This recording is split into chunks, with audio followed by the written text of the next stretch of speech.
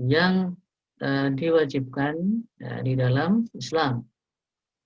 Atau maksudnya yang diwajibkan itu maksudnya karena sebab-sebab ini atau 5 sebab ini, maka kita wajib untuk melakukan aktivitas mandi. Nah,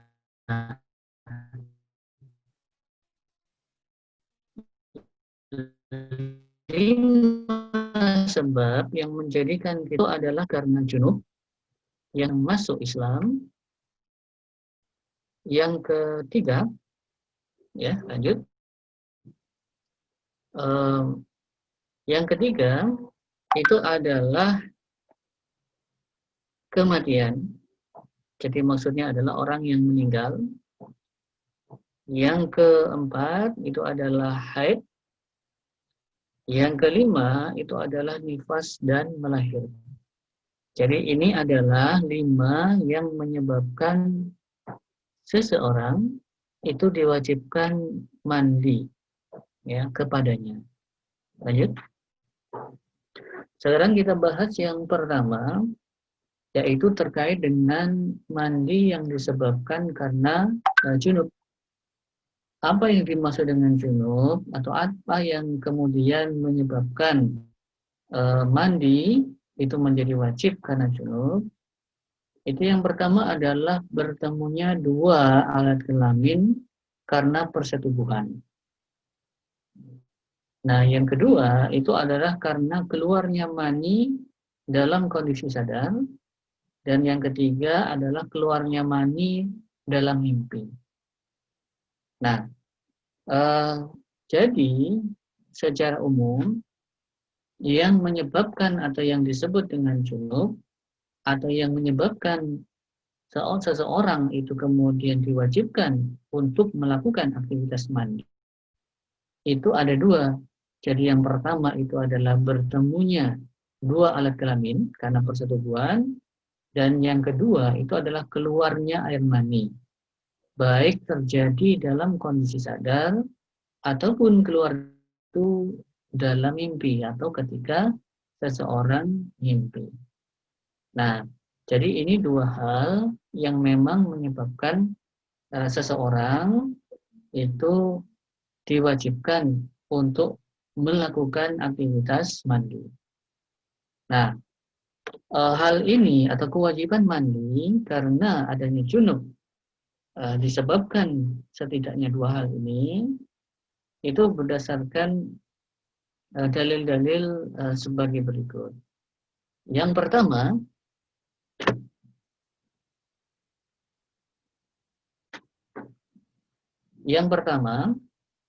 itu adalah firman Allah di dalam surat An-Nisa ya ayat 43, bahwasanya Allah berfirman wala junuban abiri sabilin hatta taghtasilu.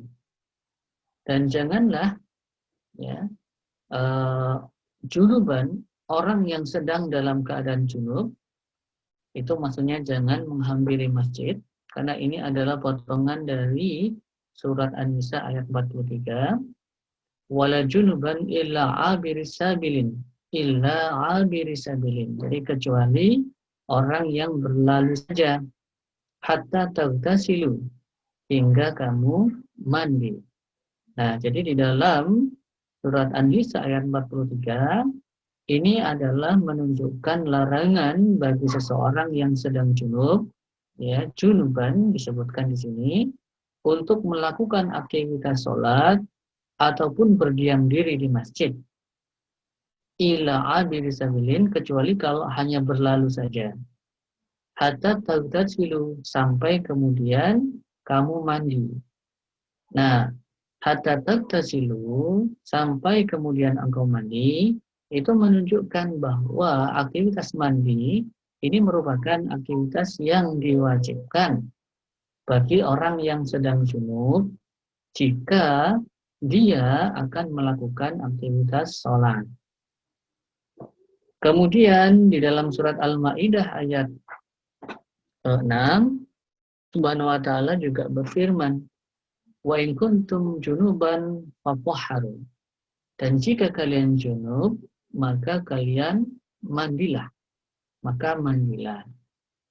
Nah, jadi di dalam surat Al-Maidah ayat 6 ini juga sebenarnya berkaitan dengan aktivitas sholat atau kewajiban sholat. Ya. Nah, jadi di dalam surat Al-Maidah ayat 6 ini sebenarnya Allah sebelum potongan ayat ini Allah Subhanahu wa taala berfirman, ya ayyuhalladzina amanu idza qumtum ilas sholati faghsilu wujuhakum. Jadi ini adalah dalil terkait dengan kewajiban untuk thaharah atau bersuci sebelum melakukan aktivitas sholat. Yang pertama itu adalah perintah untuk melakukan wudhu. Ya ayyuhalladzina idza qumtum ilas sholati faghsilu. Faghsilu di situ maksudnya adalah faghsilu itu aktivitas yang bisa sebagai aktivitas mandi. Tetapi juga bisa diartikan secara bahasa itu adalah faghsilu di sini di dalam Al-Maidah ayat 6 ini maksudnya adalah membasuh, karena yang dimaksud aktivitas di sini ini adalah aktivitas wudhu. Disebutkan faghsilu wujuhakum, maka basuhlah kalian, wa aydiyakum, kemudian kedua tangan kalian, ilal marafiq, sampai ke siku, ya, wamsahu, kemudian basuhlah, ya, jadi atau sapulah, ya, birusikum wa arjulakum ilal ka'bain. Jadi sapulah kepala-kepala kalian, ya, kepala kalian, wa arjulakum ilal ka'bain. Begitu juga dengan kaki, ya, basuh sampai dua mata kaki. Nah, baru kemudian setelah menyebutkan aktivitas wudhu atau perintah untuk melakukan wudhu sebelum sholat, baru kemudian Allah berfirman, wa in kuntum junuban fatahharu. Dan jika kalian sedang junub, maka bersucilah, ya, fatahharu. Nah, yang fatahharu, yang bersucilah di sini, yang dimaksud itu adalah aktivitas mandi. Selanjutnya, di dalam hadis yang diriwayatkan dari Aisyah radhiyallahu anha, ini adalah hadis riwayat Muslim dan Ahmad. Beliau Ummul Mukminin,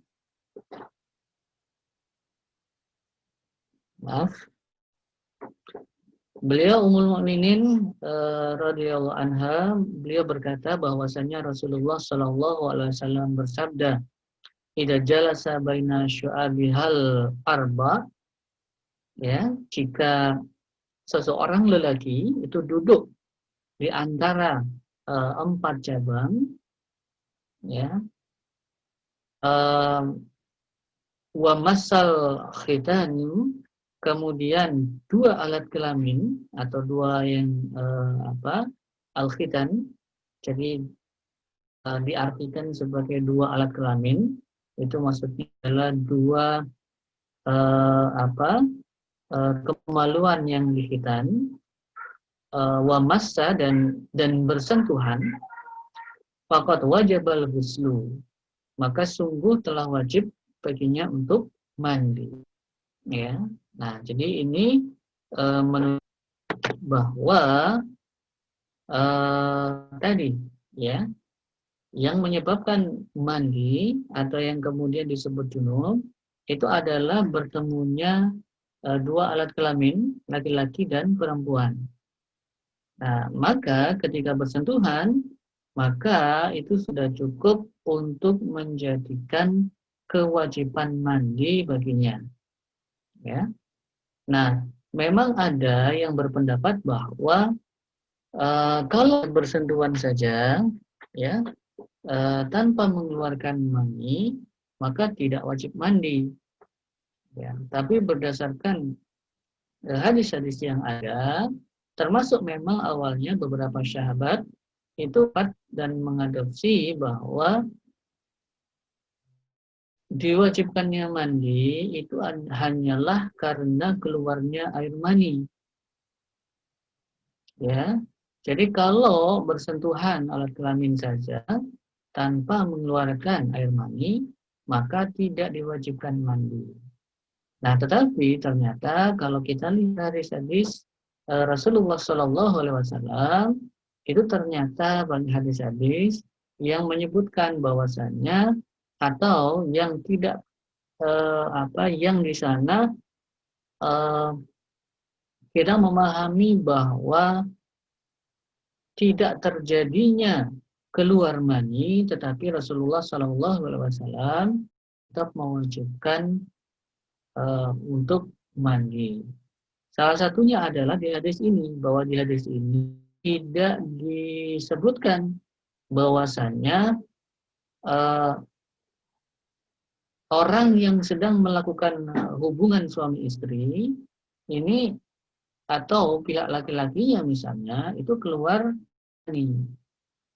Ya, jadi di dalam hadis ini cuma dikatakan bahwa seorang laki-laki berhubungan badan dengan istrinya, ya, yang kemudian setelah itu beliau atau Rasulullah Shallallahu Alaihi Wasallam itu menyebutkan faqad wajabal ghuslu. Jadi aktivitas mandi itu wajib. Ya. Nah, jadi di hadis ini tidak disebutkan bahwasannya terjadi keluar mani.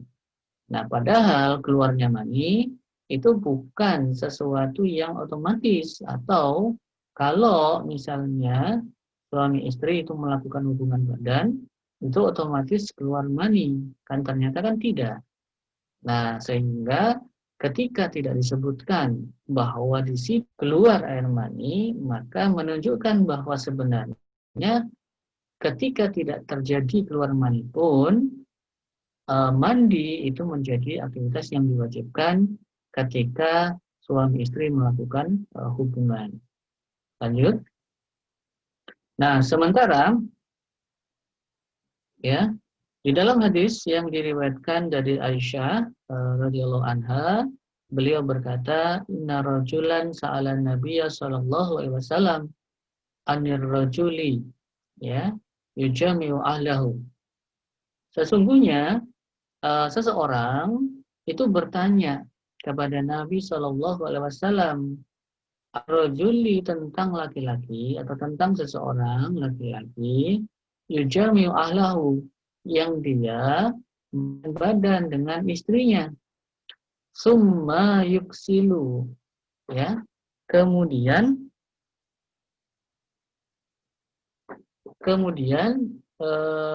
mengendor. Jadi yang dimaksud di sini ini adalah sang suami itu tidak sampai mengeluarkan air mani. Nah, jadi hadis ini itu memperkuat pendapat bahwa berhubungan badan antara suami istri meskipun tidak keluar air mani, maka tetap diwajibkan untuk mandi. Nah, ketika terjadi yang seperti itu, kemudian bertanya, ya, Aisyah radhiyallahu anha bertanya kepada Nabi, hal alaihimal ghuslu, apakah atas keduanya itu wajib untuk melakukan mandi? Wa Aisyatu jalisatun. Ya. Jadi ini yang bertanya laki-laki, ya. Jadi seseorang yang bertanya kepada Rasulullah. Dia bertanya, hal alaihimal ghuslu, apakah dua orang tadi, maksudnya suami istri tadi, itu wajib mandi. Wa Aisyatu jalisatun. Sementara Aisyah itu duduk, ya, di dekat Nabi Shallallahu Alaihi Wasallam. Faqala Rasulullah Shallallahu Alaihi Wasallam, kemudian Rasulullah bersabda, inni la'af'alu dzalika ana wa hadihi. Jadi beliau menyatakan bahwa sesungguhnya aku itu la'af'al, benar-benar atau sungguh aku melakukan yang demikian. Maksudnya juga kejadian seperti itu. Anna wahadihi, aku dan wanita ini, maksudnya ada Aisyah, ya. Jadi apa yang ditanyakan oleh laki-laki tadi itu Rasulullah SAW mengatakan bahwa beliau juga pernah mengalami dengan radhiyallahu anha. Artinya berhubungan suami istri tetapi tidak keluar air mani. Kemudian beliau bersabda, summa naghtasilu. Kemudian kami itu melakukan aktivitas mandi. Artinya, meskipun tidak keluar mani, bertemunya dua alat kelamin laki-laki dan perempuan, maka sudah cukup untuk mewajibkan aktivitas mandi. Selanjutnya di dalam hadis yang diriwayatkan oleh Abu Hurairah, di dalam hadis riwayat Muslim dan Ahmad, ya, beliau menyatakan anna nabiyallahi sallallahu alaihi wasallam qala, sesungguhnya Nabi sallallahu alaihi wasallam bersabda, idza jalasa baina syu'abihal arba, ya, jika seseorang itu duduk di antara 4 cabang, ya, maksudnya 4 cabang itu adalah 2 tangan dan 2 kaki istrinya, summa jahadaha, kemudian ia melakukan atau menyetubuhinya atau melakukan hubungan badan dengannya, faqad wajaba alaihil ghuslu, maka sungguh telah wajib baginya untuk mandi, wa illam yunzil, meski tidak mengeluarkan air mani. Nah, di dalam hadis ini diperjelas, karena jadi kalau di hadis pertama itu kan hanya disebutkan bahwasannya mendatangi atau melakukan hubungan suami istri, laki-laki dengan istrinya, itu kemudian itu sudah cukup, ya, dengan 2 alat kelamin, maka itu sudah cukup untuk mewajibkan mandi. Nah, tetapi di dalam hadis ini yang diriwayatkan dari Abu Hurairah itu juga disebutkan secara eksplisit, wa in lam yunzil, meskipun tidak keluar air mani. Ya, dengan demikian maka tidak keluarnya itu tidak menjadikan gugurnya kewajiban untuk melakukan aktivitas mandi ketika seorang suami ataupun seorang laki-laki yang melakukan hubungan badan dengan istrinya. Lanjut. Nah, kemudian terkait dengan wajibnya mandi karena keluarnya air mani, maka ini diriwayatkan dari Ali radhiyallahu an. Beliau berkata, sa'altu Nabiyya sallallahu alaihi wasallam anil madi. Bahwasanya beliau sallallahu alaihi wasallam Ali, ya, radhiyallahu an, beliau bertanya kepada Nabi sallallahu alaihi wasallam itu terkait dengan aktivitas mandi. Ya, faka minal madil wudu'u wa minal manil ghuslu.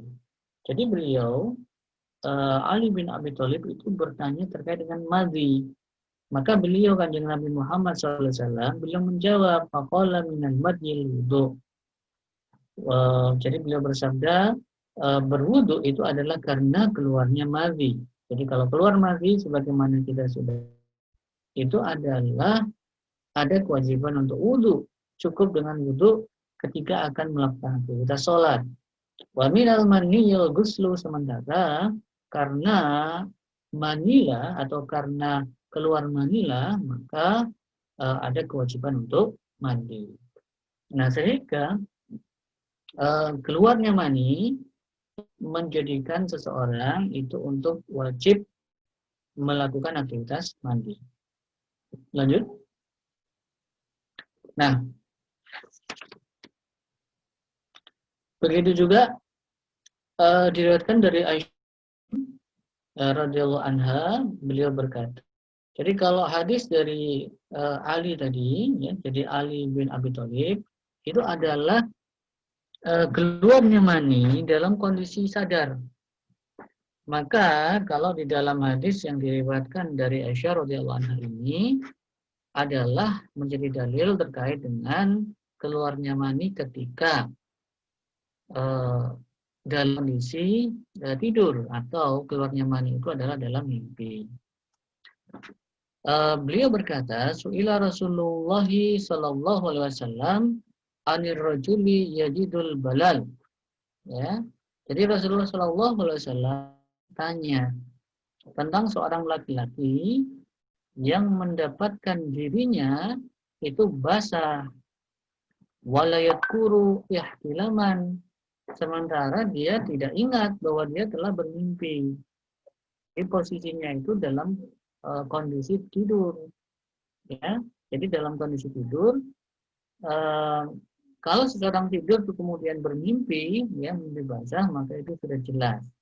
Ini yang ditanyakan oleh Aisyah radhiyallahu anha atau yang disebutkan oleh Aisyah radhiyallahu anha bahwasanya ada yang bertanya, bagaimana kalau seseorang itu dalam kondisi tidur, kemudian dia mendapati diri, sementara dia nggak ingat apakah bermimpi atau tidak.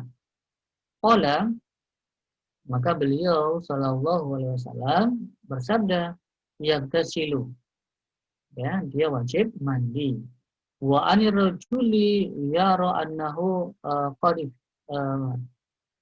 talama wala yajidul balal, ya. Jadi dan beliau juga ditanya terkait dengan seorang laki-laki yang bermimpi, ya, tetapi tidak mendapatkan dirinya basah. Qala, maka sabda la ghusla alaihi, maka tidak ada kewajiban mandi baginya.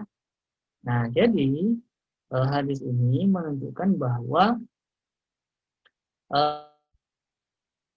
ketika keluar mani itu terjadi pada saat tidur, baik dia ingat sedang bermimpi atau tidak, maka ketika dia akan kondisi dirinya itu basah dan keluar mani, maka diwajibkan bagi mandi. Lanjut. Nah,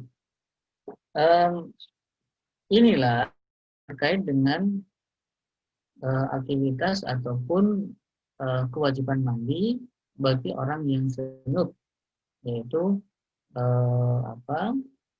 kalau bagi laki-laki itu adalah keluarnya mani, baik itu terjadi pada saat sadar, ya, atau dalam tidur. Nah, bermimpi yang kemudian atau yang sering kita sebut sebagai basah, ini tidak hanya berlaku untuk laki.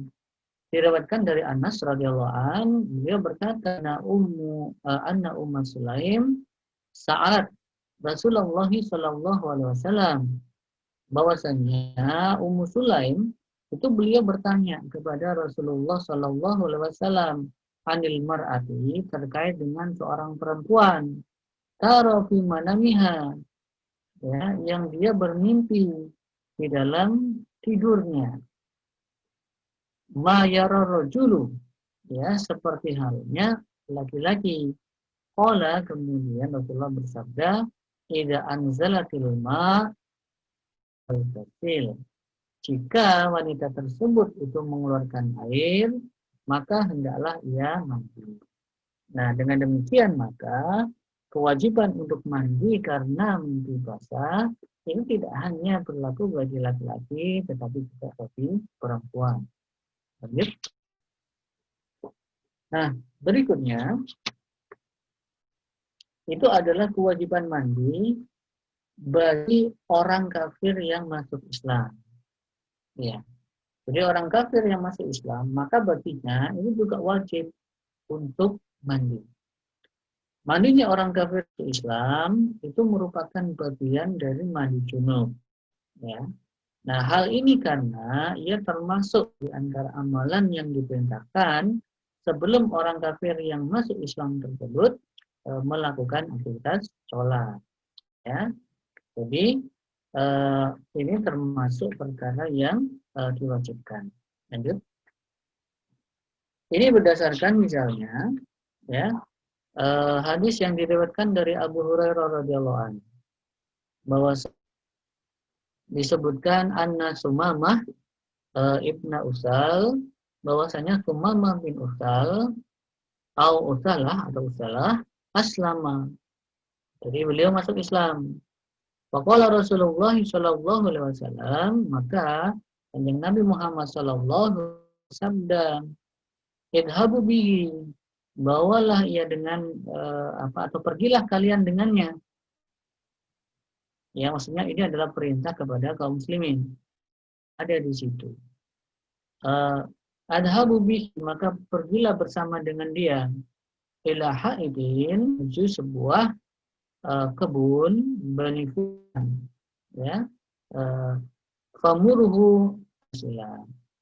Maka perintahkanlah dia untuk mandi. Nah, jadi ini menunjukkan atau menjadi dalil adanya kewajiban mandi bagi orang yang baru masuk Islam. Ya, jadi orang kafir yang baru masuk Islam. Tentunya ini adalah bagi orang yang sudah balik. Ya. Nah, jadi kenapa? Karena ketika dia sudah balik, maka otomatis kan pasti dia pernah junub. Dan ketika dia masuk Islam, maka dia harus mandi. Ya. Jadi dia harus mandi, karena kalau dia belum mandi, maka dia itu berada pada kondisi yang sedang junub, sehingga dia tidak bisa melakukan aktivitas sholat atau diharamkan baginya untuk melakukan aktivitas sholat. Lanjut. Begitu juga disebutkan ya di dalam sirah Ibnu Hisham. Yang diriwayatkan Ibnu Ishaq disebutkan kisah masuk Islamnya misalnya Usaid bin Hudayr. Ya, melalui dakwah yang dilakukan oleh Mus'ab bin Umair yang dikirim oleh Kanjeng Nabi Muhammad SAW untuk berdakwah di Madinah. Usaid bin Hudayr ini adalah salah seorang tokoh di Madinah. Ketika menerima dakwah yang disampaikan oleh Mus'ab bin Umair, maka Usaid bin Hudayr kemudian bertanya, apa yang kalian lakukan ketika seseorang itu hendak masuk ke dalam agama ini? Maksudnya kalau seseorang itu masuk ke dalam Islam. Maka Mus'ab bin Umair dan As'ad bin Sururah berkata, ya, tagtasilu, engkau harus mandi. Pada kemudian bersuci, wadutahiru saubaika, kemudian membersihkan bajumu, thumma tashhadu syahadatal haq, kemudian bersaksilah dengan yang hak, thumma tusalli, kemudian engkau sholat. Ya, jadi ini menunjukkan kewajiban mandi bagi orang yang baru masuk Islam. Lanjut. Selanjutnya, yang juga diwajibkan atau yang menjadi sebab kewajiban untuk mandi itu adalah karena kematian. Ya. Jadi kalau yang pertama adalah karena junub, yang kedua adalah karena masuk ke dalam Islam, ya, masuknya seorang kafir ke dalam Islam, atau karena seseorang itu masuk Islam yang sebelumnya kafir. Nah, yang ketiga itu adalah karena kematian. Hanya saja hukum wajibnya itu bukan atas,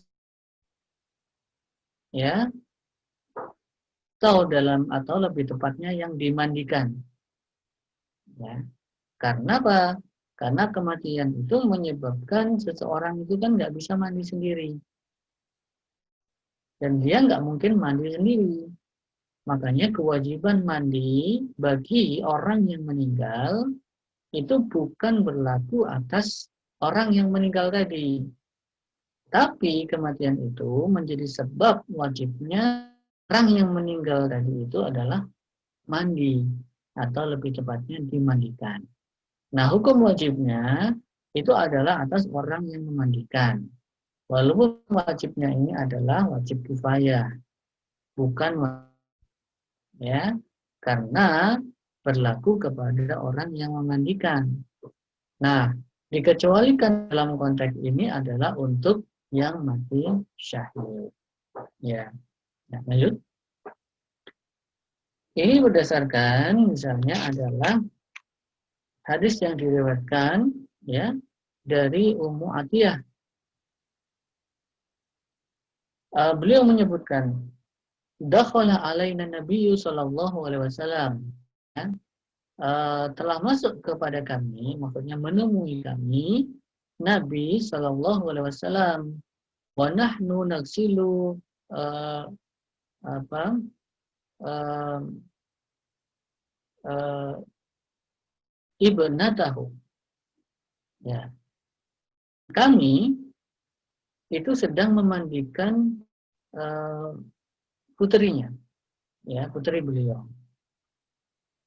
Faqala igsilnaha, ya, salasan. Maka beliau sallallahu alaihi wasallam itu bersabda, basuhlah 3 kali, au khamsan atau 5 kali, au aksara min dzalika atau lebih dari itu. In ra'aitunna dzalika, jika kalian memandang itu perlu. Bima'in, ya, dengan air, wasidrin, dan daun bidara. Waja'alna fil akhirati kafuron. Kemudian jadikanlah pada siraman terakhir itu dengan kapur atau kapur barus. Au syai'an min kafurin, atau sesuatu sejenis kapur barus. Nah, jadi ini menunjukkan perintah dari Rasulullah Shallallahu Alaihi Wasallam yang menjadi dalil kewajiban mandi atau yang disebabkan kematian. Ya, nah dikecualikan di sini adalah kalau matinya itu adalah mati syahid, maka tidak diwajibkan untuk dimandikan. Jadi kewajiban untuk mandinya ini, yang mandi itu adalah yang meninggal karena kematian, sementara yang diwajibkan berupa fardu kifayah itu adalah bagi orang yang memandikan atau bagi orang yang masih hidup. Lanjut. Berikutnya, yang menjadi sebab diwajibkannya mandi itu adalah haid. Haid itu adalah aliran darah wanita yang berasal dari rahimnya setelah wanita tersebut mencapai usia balik. Yang ini terjadi secara rutin dalam waktu yang tertentu. Ya. Lanjut.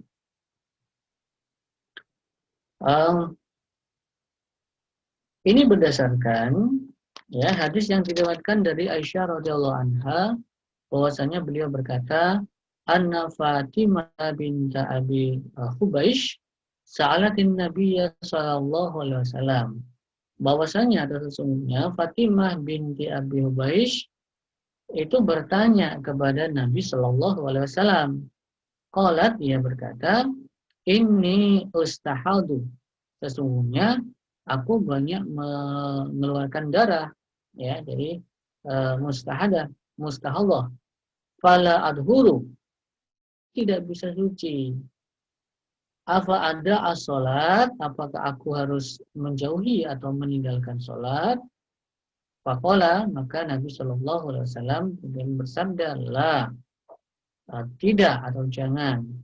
Inna dzalika irqun, sesungguhnya yang demikian itu adalah irqun, pembuluh darah yang benar. Walakin da'iya sholat, akan tetapi tinggalkanlah sholat qadral ayami, sekitar atau sekadar hari-hari allati kunti tahidina fiha, yang itu sedang mengalami haid di dalamnya hari-hari tersebut. Summa tasili, kemudian mandilah, basoli, baru kemudian sholatlah. Nah, jadi di dalam hadis ini itu ada seseorang wanita, yaitu Fatimah binti Abu Ubaish, yang bertanya kepada Rasul jika wanita, atau dalam hadis ini beliau itu mengeluarkan darah, ya, apakah kemudian diperintahkan untuk menjauhi atau meninggalkan sholat. Nah, maka ketika itu Rasulullah memastikan ya bahwa apa yang terjadi pada Fatimah binti Abi Huwais itu darah yang keluar itu bukan darah haid, ya, bukan darah haid. Maka ketika itu bukan darah haid, maka Rasulullah apakah harus meninggalkan sholat? Maka beliau menjawabnya tidak, ya, karena itu bukan darah haid. Jadi yang akan untuk meninggalkan sholat itu adalah jika seorang wanita itu adalah haid. Nah, dan meninggalkan aktivitas sholat itu adalah sebanyak hari-hari di mana seorang wanita tadi itu mengalami haid. Nah, kemudian Rasul menyatakan summa tasli, kemudian mandilah, baru kemudian sholat. Nah, ini menunjukkan perintah mandi itu yang mendahului perintah sholat. Ini menunjukkan wajibnya aktivitas mandi sebelum sholat bagi orang haid. Ya, nah jadi ini menunjukkan kewajiban mandi yang disebabkan haid. Lanjut. Kemudian, ya, yang terakhir, yang menjadi sebab diwajibkannya mandi itu adalah nifas dan melahirkan. Jadi nifas itu adalah darah yang keluar dari farji karena sebab melahirkan. Dan bayi yang dilahirkan itu disyaratkan harus nampak jelas bentuk fisik manusianya, baik terlahir dalam keadaan hidup ataupun mati. Ya, nah jadi nifas di sini memang adalah nifas berkaitan dengan aktivitas melahirkan. Lanjut. Dalil kewajiban mandi yang disebabkan karena nifas dan melahirkan dari Ummu Salamah radhiyallahu anha bahwasanya beliau berkata, kanatil mufasa, bahwasanya para wanita yang nifas tajrisu ala ahdi Rasulullah sallallahu alaihi wasallam itu duduk atau diperintahkan untuk berdiam diri, ya, di masa Rasulullah sallallahu alaihi wasallam arba'ina yauman, itu selama 40 hari. Ya, lanjut.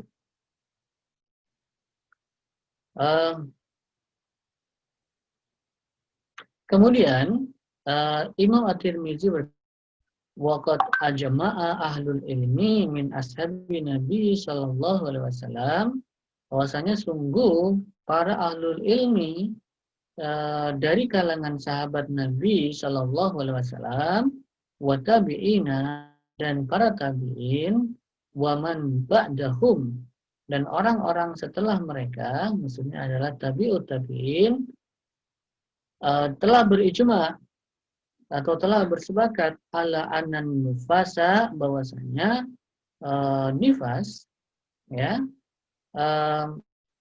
tada'us sholata arba'ina yauman, itu meninggalkan aktivitas sholat itu selama hari, ila antara duhro, ya, kecuali dia sudah suci, lazalika, sebelum 40 hari. Fa'inaha tagtasilu, maka baginya itu wajib untuk mandi, waktu soli, baru kemudian wajib untuk melakukan aktivitas sholat. Ya, nah jadi ini adalah menjadi sebab kewajiban untuk mandi bagi wanita yang mengalami nifas melahirkan setelah dia suci, ya, setelah dia suci atau maksimal selama 40 hari, ya, atau kalau bisa jadi kemudian suci sebelum 40 hari, maka wajib baginya untuk melakukan mandi, baru kemudian dia untuk sholat. Ya, nah ini adalah beberapa sebab yang menjadikan mandi itu wajib atas seorang muslim. Ya, jadi ini mungkin yang bisa saya sampaikan ya pada kesempatan malam hari ini. Ya, sudah habis ya slide-nya ya. Insya Allah pada waktu selanjutnya saya kembalikan kepada Mas Faris.